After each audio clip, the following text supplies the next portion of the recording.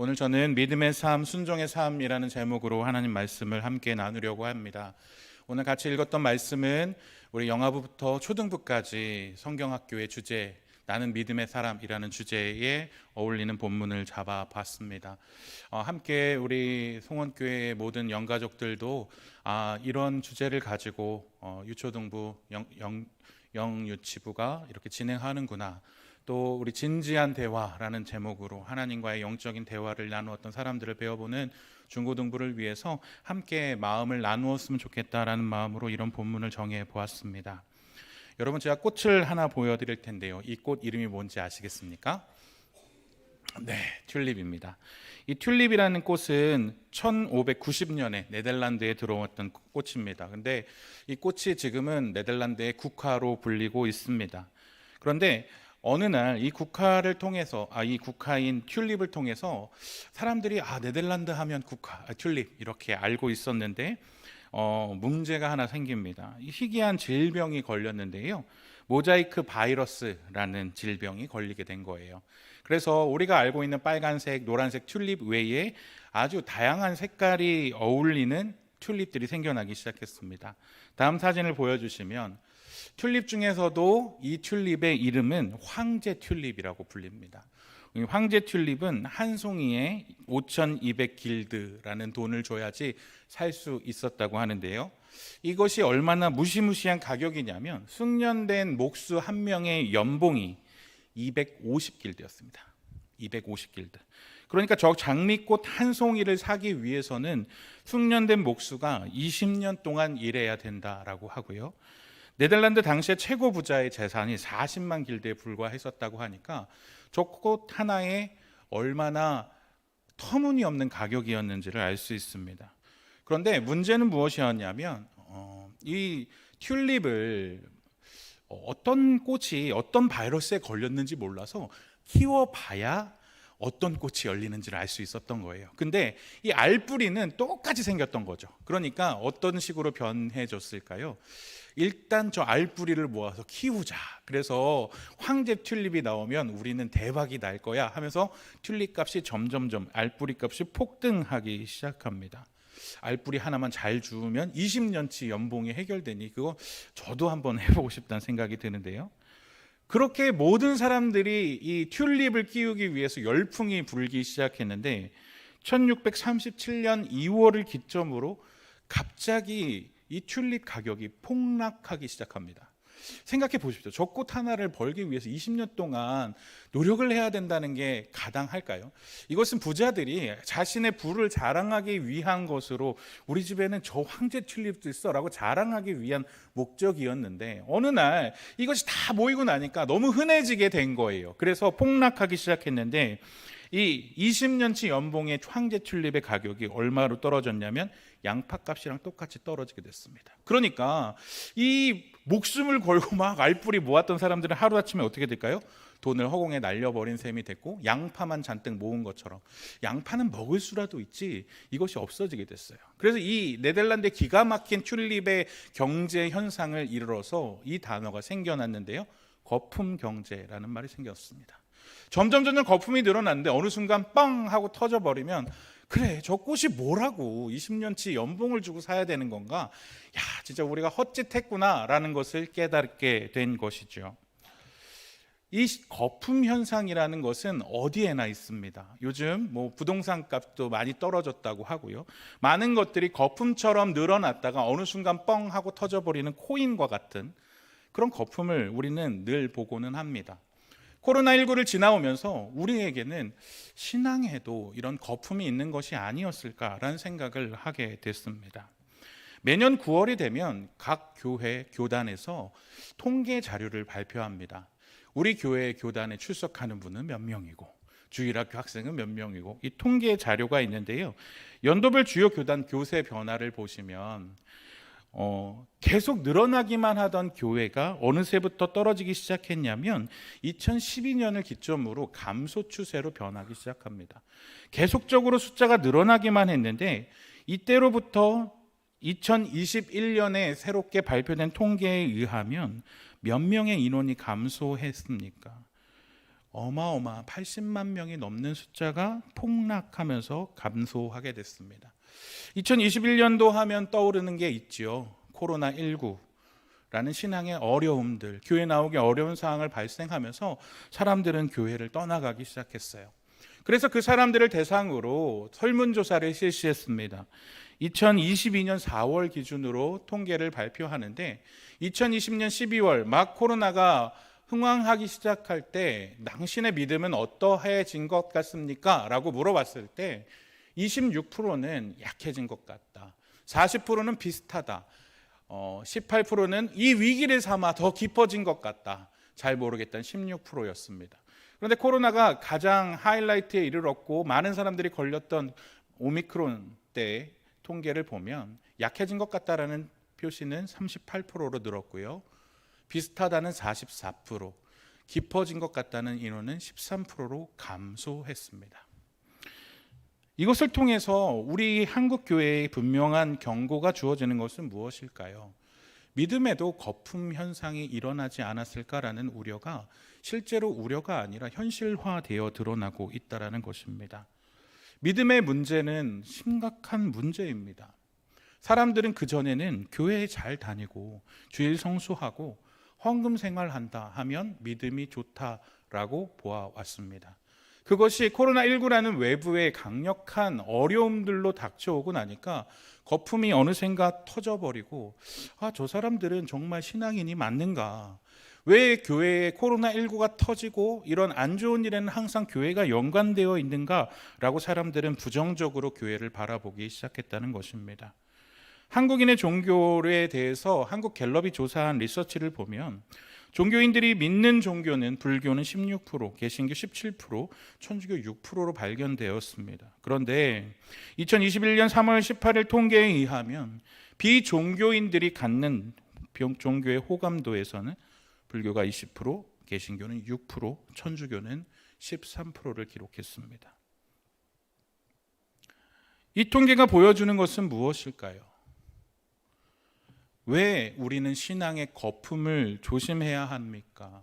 말씀대로 살지 못하고 단순히 교회만 다니면, 헌금 생활만 하면, 내가 종교인 행세를 하면 남들이 좋게 믿음이 있다라고 평가해 주니까 그러한 거품들이 점점 쌓여왔고 삶에서 드러나지 못하는 신앙으로 사람들의 손가락질을 코로나19를 통해 여실히 드러나진 것이 아닌가라고 사람들은 평가하고 있습니다.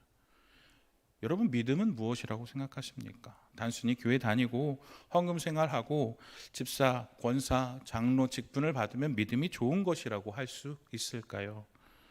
믿음은 무엇이라고 생각하십니까? 오늘 우리는 믿음의 조상이라고 불렸던 아브라함의 이야기를 통해서 진짜 믿음은 무엇이고 믿는다는 삶이 무엇인지를 살펴보고 이것을 우리의 다음 세대에게 어떻게 전달하면 좋을지를 생각해 보려고 합니다. 우리가 함께 읽었었던 8절 말씀을 믿음이 무엇인지라는 포커스를 가지고 한번 읽어봤으면 좋겠습니다. 같이 읽어볼까요? 시작. 믿음으로 아브라함은 부르심을 받았을 때에 순종하여 장래의 유업으로 받을 땅에 나아갈새 갈 바를 알지 못하고 나아갔으며. 아브라함은 하나님께 부르심을 받았어요. 어떤 부르심을 받았습니까? 창세기 12장 1절에서 2절을 보면 하나님이 아브라함을 부르시는 장면이 나옵니다. 여호와께서 아브라함에게 이르시되 너는 너의 고향과 친척과 아버지의 집을 떠나 내가 네게 보여줄 땅으로 가라. 내가 너로 큰 민족을 이루고 내게 복을 주어 내 이름을 창대하게 하리니 너는 복이 될지라. 어느 날 갑자기 하나님이 나타나셔서 아브라함아, 너는 너의 고향을 떠나고 친척을 떠나고 네가 살고 있는 집을 떠나라. 그리고 내가 네게 지시할 땅으로 가라. 그런데 그곳은 어딘지 말 안 해줄 것이다 라고 주님은 말씀하십니다. 그것을 가지고 히브리서의 기자는 믿음으로 아브라함이 떠나갔다라고 말합니다.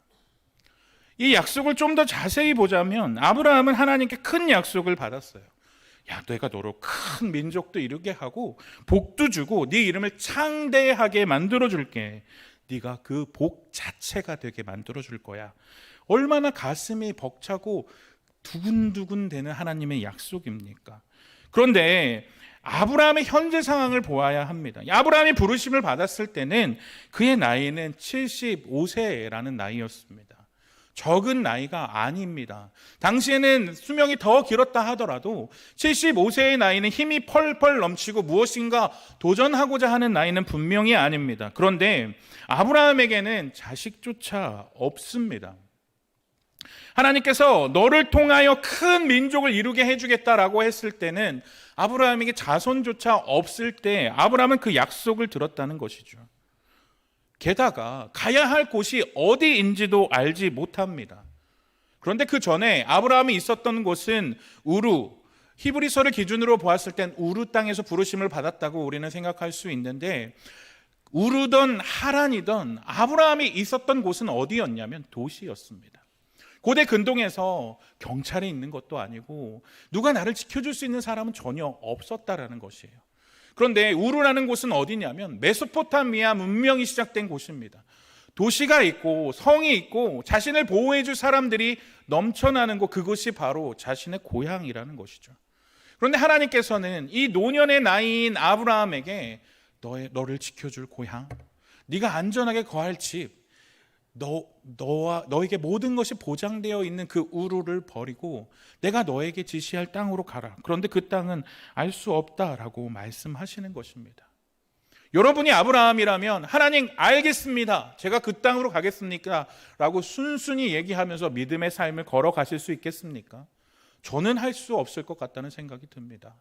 제가 그 노년의 나이에 확실하지도 않은 약속을 믿고 미지의 땅으로 나아가고 내 모든 기득권을 포기하고 하나님께서 주신 그 약속 하나만 믿고 나아간다는 것은 저에게는 절대 상상조차 할 수 없는 일이라 생각이 됩니다. 그런데 하나님께서는 그러한 아브라함, 히브리서의 기자는 아브라함을 뭐라고 평가하는지 다시 한번 볼까요?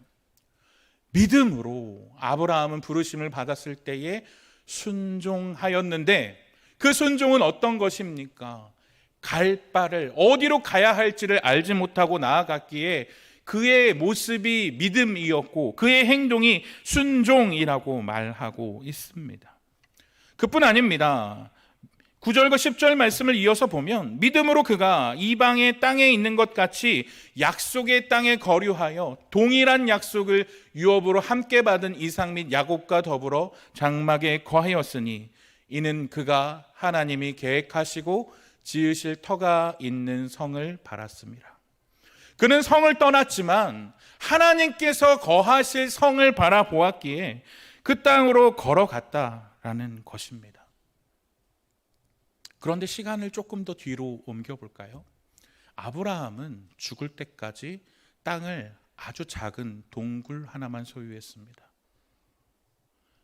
하나님께서 주시겠다고 약속한 땅에 갔음에도 불구하고 그에게는 땅이라곤 자기 아내를 묻은 굴 하나밖에 없었습니다. 자손은요, 약속의 아들 이삭, 약속을 믿지 않아서 얻었던 아들 이스마엘 2명밖에 있지 않았다라는 것입니다.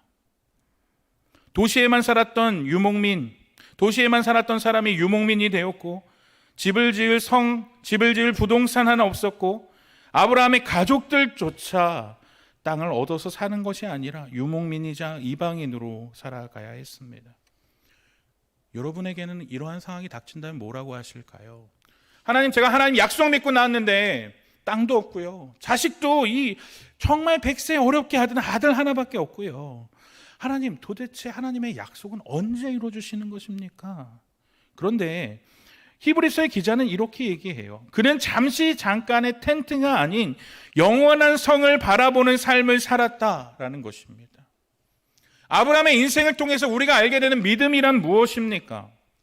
지금은 하나님의 계획이 하나도 이루어지지 않았고 이루어지지 않는 것 같아 보여도 언젠가 이루실 하나님을 신뢰하면서 자신을 불확신 가운데로 던져넣는 것, 그것이 바로 믿음이라 할 수 있을 것입니다. 아브라함에게는 이러한 믿음이 있었던 것이 아닙니다. 믿음의 후손이자 동일한 약속을 유업으로 받은 이삭 및 야곱도 있었고 11절 말씀을 보면 그의 믿음의 배우자도 이 길을 걸어갔습니다. 함께 읽어볼까요? 시작. 믿음으로 사라 자신도 나이가 많아 단산하였으나 잉태할 수 있는 힘을 얻었으니 이는 약속하신 일을 미쁘신 줄 알았습니다. 이러므로 죽은 자와 같은 한 사람으로 말미암아 하나님의 허다한 별과 또 해변의 무수한 모래와 같이 많은 후손이 생육하였느니라. 아브라함과 사라의 믿음, 100세가 다다랐고 단산하였지만 하나님의 약속을 믿었던 이 두 사람의 믿음, 그것을 하나님께서는 보았고 그를 믿음의 조상이라 말씀하고 있는 것입니다. 그들은 왜 이런 상황 가운데서도 하나님의 약속을 믿었을까요? 히브리서 11장 16절에서는 그 분명한 이유를 말해주고 있습니다. 그들이 이제는 더 나은 본향을 사모하니 곧 하늘에 있는 것이라. 그러므로 하나님이 그들의 하나님이라 일컬음 받으심을 부끄러워하지 아니하시고 그들을 위하여 한 성을 예비하셨느니라. 그들은 이 세상 가운데 좋은 성, 안전한 거처, 수많은 자손들을 먼저 바라보았던 것이 아니라 하나님의 약속을 바라보며 나아갔다는 것입니다. 그리고 그렇게 살아갔던 그들에게 하나님께서는 하늘의 성을 예비하여 주셨다는 것이죠. 제가 긴 인생을 살아오지 않았지만 제 삶을 통해서 확신하는 것은 하나님의 일은 하나님께서 하나님의 사람을 통해 일하신다라는 것입니다. 하나님이 그 일을 원하시면 하나님은 하실 것이고 하나님이 원하지 않으면 하나님이 막으실 것입니다. 아브라함과 사라처럼 하나님이 이루실 일을 믿음으로 바라보고 하나님의 명령에 순종으로 응답한다면 하나님은 그 믿음에 합당한 열매인 하늘의 성을 예비하고 주실 것이라고 분명히 말하고 있습니다. 사랑하는 송원교회 영가족 여러분, 때로는 이 세상을 믿음으로만 살아가기가 정말 어렵습니다. 제가 청년들을 맡아서 지도할 때 청년들에게 그럼에도 불구하고 코로나로 인하여도 우리가 믿음 잃지 않고 구별된 자로 살아야 한다라고 말했더니 한 청년이 저에게 이런 고백을 하더라고요. 목사님, 저는 직장 가서 제가 교회 다닌다는 말을 차마 못하고 살아요. 교회 다닌다는 말을 안 하고 산다는 거예요. 그래서 왜 그러냐고 물어봤더니 제가 교회 다닌다는 얘기를 하지 않았는데 사람들이 모이기만 하면 교회 욕을 너무너무 많이 해서 차마 나에게도 그러한 모습 때문에 하나님이 손가락질 받을까 봐 자신의 정체성을 말하지 못한다고 얘기합니다. 저희 초등부 아이들에게도 제가 삶의 미션을 매주 주는데요, 그 중에 이런 얘기했어요. 내가 예수님 믿는 사람임을 드러내자. 그러면서 예를 들어서 급식 시간에 손 모으고 기도하고 누가 봐도 기도하는 것처럼 하나님 감사합니다 이렇게 하고 끝내는 게 아니라 정말 하나님의 주신 음식이 감사하는 마음으로 기도해보자 했더니 애들이 창피해서 못하겠다고, 부담돼서 못하겠다고 얘기합니다. 여러분들은 아니십니까? 호감도 최하위의 종교답게 나는 그리스도인이요 라는 정체성을 드러내지 못하고 조용히 믿고 있는 사람이 너무나도 많습니다. 이런 세상 가운데서 믿음으로 살아가기가, 아니 그리스도인답게 살아가기가 힘든 시기를 우리와 우리의 다음 세대는 살아가고 있다는 것이죠.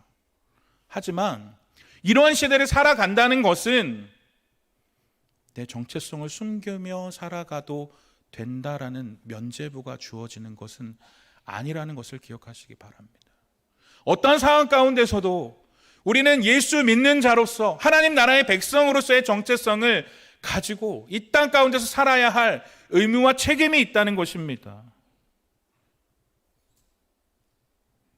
우리 예수님께서는 우리에게 어떻게 요청하시고 강권하고 계십니까? 마태복음 5장 16절 말씀입니다. 함께 읽어볼까요? 시작. 이것이 너희 빛이 사람 앞에 비치게 하여 그들로 너희 착한 행실을 보고 하늘에 계신 너희 아버지께 영광을 돌리게 하라. 예수님은 우리에게 분명히 요구하십니다. 하나님께 영광을 돌리게 하라. 무엇으로? 너의 착한 행실로, 나를 믿는 사람다운 행실로 하나님께 영광을 돌리는 삶을 살아야 한다. 내가 아니라 하나님을 높이는 삶을 너희들의 삶의 모습으로 입증하라라고 요구하십니다. 이것이 우리의 사명이라는 것이죠. 이 히브리서 11장 믿음장의 결론이라고 할 수 있는 내용이 12장 초반부에 나와 있는데요. 이 성경을 새번역 성경으로 함께 띄워드릴 텐데 한 목소리로 뜻을 생각하며 읽어봤으면 좋겠습니다. 시작. 그러므로 이렇게 구름대와 같이 수많은 증인이 우리를 둘러싸고 있으니 우리도 갖가지 무거운 짐과 얽매는 죄를 벗어버리고 우리 앞에 놓인 다름질을 참으면서 달려갑시다. 믿음의 창시자요 완성자이신 예수를 바라봅시다. 그는 자기 앞에 놓여있는 기쁨을 내다보고서 부끄러움을 마음에 두지 않으시고 십자가를 참으셨습니다. 그리하여 그는 하나님의 보좌 오른쪽에 앉으셨습니다. 히브리서에서는 뭐라고 얘기하고 있습니까? 히브리서를 읽는 그리스도인들아, 저 수많은 믿음의 선배들이 그럼에도 불구하고 믿음의 경주를 달렸고 그러함에도 하늘의 상급을 바라보며 하늘의 성을 바라보면서 믿음의 경주를 살아냈던 것처럼 너희도 십자가를 참으신 예수님을 바라보면서 함께 달려가야 하지 않겠냐라고 요청하고 있는 것입니다. 마찬가지로 저는 송원교회 영가족 여러분에게 이렇게 요청하고 싶습니다. 우리도 아브라함처럼 사라처럼 우리의 믿음의 유산인 수많은 선배들처럼 저 하늘의 성급을 바라보며 달려가는 믿음이 있어야 하지 않겠습니까?